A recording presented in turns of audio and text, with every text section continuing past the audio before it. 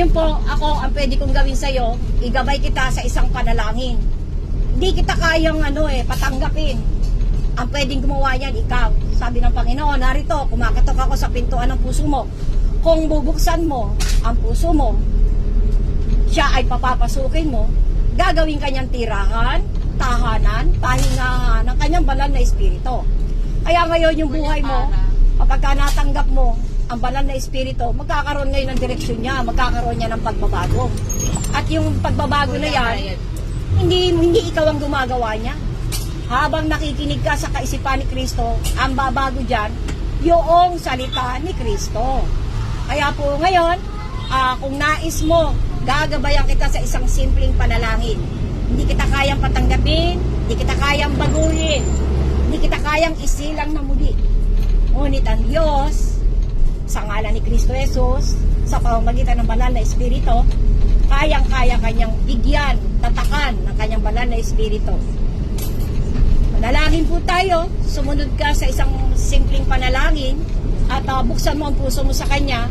Ikaw lamang at ang Diyos na buhay ang nagkakaalaman. Hindi kita nakikita, hindi ko alam ang iniisip mo, pero ang Diyos, sabi nga ay buhay, nakakasaliksik, nakakatarasta sa iniisip ng tao.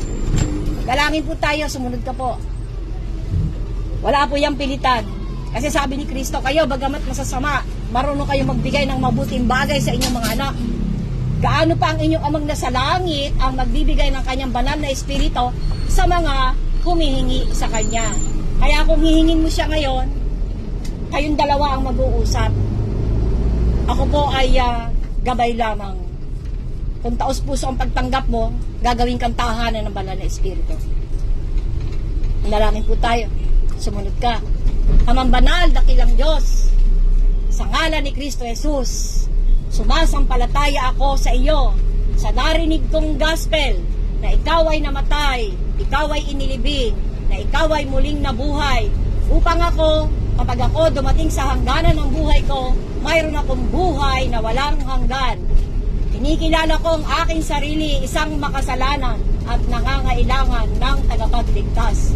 Patawarin mo po ako sa mga kasalanan na nagawa ko laban sa iyo, sa mga kasalanang nagawa ko laban sa aking pamilya, sa mga kasalanang nagawa ko sa aking kapwa, sa mga kasalanang nagawa ko maging sa aking sarili.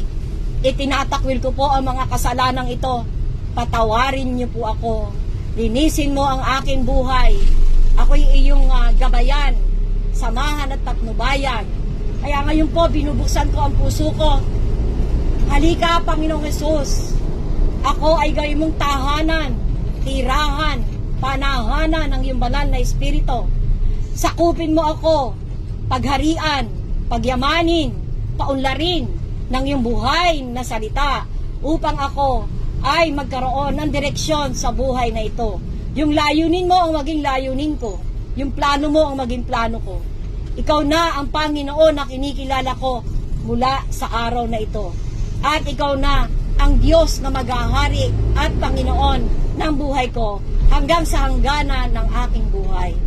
Salamat po, Ama, at kilalanin niyo po ang buhay ko. Inihiling ko po, isulat mo ang pangalan ko sa aklat ng buhay upang pag dumating ako sa hangganan, mayroon akong buhay na walang hanggan.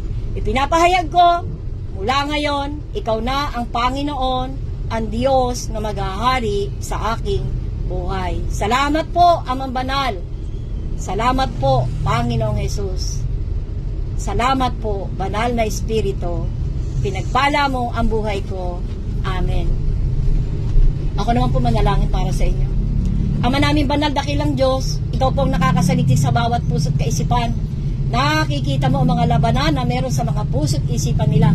Nakikita niyo po kung ano man yung mga dinaranas nilang mga karanasan at mga suliranin na kanilang pinagdadaanan. Tulungan niyo po sila pagpalain sa oras na ito na ang banal na espiritu magbibigay sa kanila ng gabay, patnubay, saway, direksyon at inspirasyon upang magkaroon ng kasagutan at katugunan ang anumang suliranin na kanilang kinakaharap. Pagpalain mo ang bawat isang pasahero na dito, ikaw ang nakakakita at nakakakilala sa kanila, maging ang kanilang mga pamilya.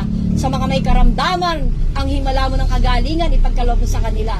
Yung mga nangangailangan ng pinansyal, isang himala mo ang magpala dahil ikaw nga po ang Diyos na siyang tumutusto sa pangangailangan ng iyong mga anak na nilikha.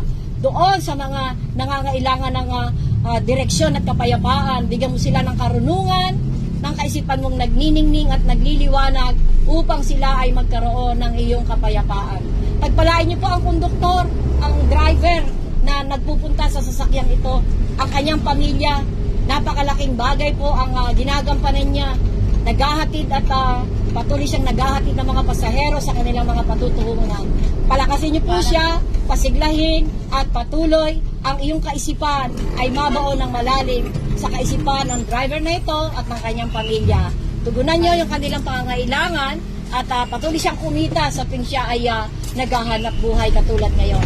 At sa bawat isa, ang kininipulat ng kapurihan, karangalan sa kanilang mga buhay, sa kataas-taasang pangalan ni Kristo Jesus, sa pakikiisa ng banal na Espiritu. Amen. Pagpalain po kayong lahat ng Diyos na buhay. Kung totoo yung ginawang pagtanggap, natanggap mo po ang banal na Espiritu. Tumanggap ka, makakatanggap ka. God bless po sa lahat.